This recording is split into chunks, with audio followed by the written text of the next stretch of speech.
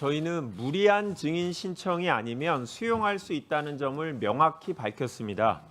이재명 대통령을 끌어들여서 정쟁의 장을 만들 성남FC 관련 증인들을 제외하고는 대부분 수용할 수 있다고 했습니다. 국민의힘은 야당이 요구한 증인과 감정인들이 모두 수용되어야만 의미가 있다라는 입장을 고수하고 있어서 협의가 되지 않았다는 점을 명백히 밝힙니다. 요청 자료 목록도 그렇습니다.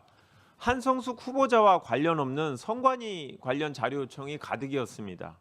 선관위 해체 수준의 개혁이 필요하지만 이 부분은 이번 주에 선관위 국정조사가 시작되었습니다.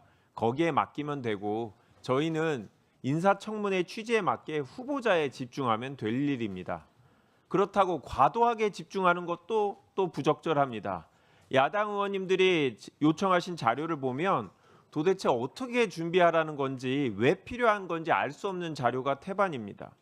30년간 헌혈 내역 어떻게 준비합니까? 누가 이 30년간 헌혈 내역 자료를 보관하고 있습니까? 고등학교 성적은 왜 필요합니까?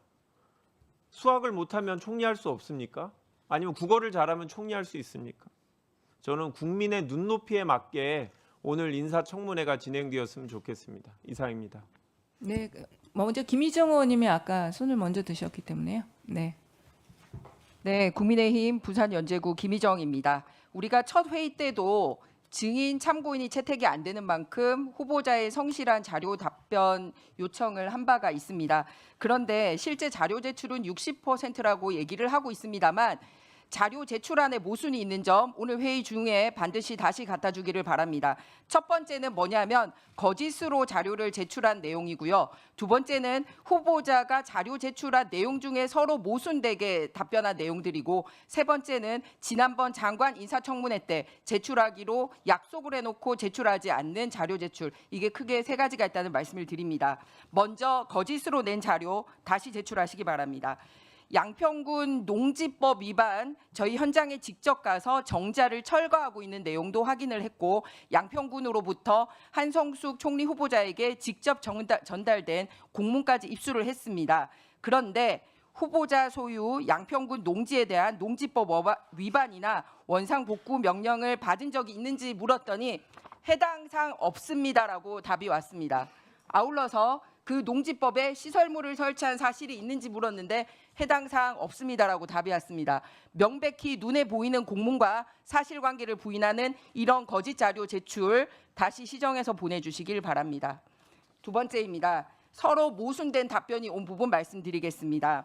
남동생이 설립한 사업체가 가족 재산관리 목적으로 설립한 가족 기업이고 모든 가족이 출자한 내용이라고 얘기를 했는데 실제 등기부등본상 다른 내용이 있어서 이 법인 운영 과정에 후보가 관여한 바가 있는지 물었더니 첫 번째 답변에는 형제간에 같이 운영한 답변이라고 와놓고서 사업계획 수립 과정에 관여한 바가 있는지에는 모른다라고 답이 왔습니다. 서로 모순된 답변 정정해서 보내주시기 바랍니다. 세 번째는 어머니가 가지고 있던 상속받아서 증여세 납부하겠다 이런 부분 아직 오지 않았고요. 네. 김 의원님 좀 자료 제출보다는 질의에서 해야 될 내용이신 것 같아요. 네. 세무 전문가에게 문의를 해서 적절한 가격으로 시세보다 낮은 가격으로 받았다라고 얘기했는데 마무리해 주세요. 전문가에게 문의한 내역과 답변서가 오고 있지 않습니다. 답을 할 수 있는 자료 이렇게 제가 지금 다시 서면으로 드릴 테니 서면 답변 제출해 주시길 바랍니다. 이상입니다. 자, 그다음 백승하 의원님이 손을 드셨기 때문에 네. 오늘 인사청문회에는 한성숙 국무총리 후보자가 국정을 총괄할 자격과 역량을 갖추었는지 국민 앞에 검증하는 자리입니다. 국회 자료 제출 요구는 후보자 검증을 위한 중요한 권한이라고 생각하기 때문에 후보자와 또 관계 기관이 성실히 협조해야 한다는 것에 전적으로 동의합니다.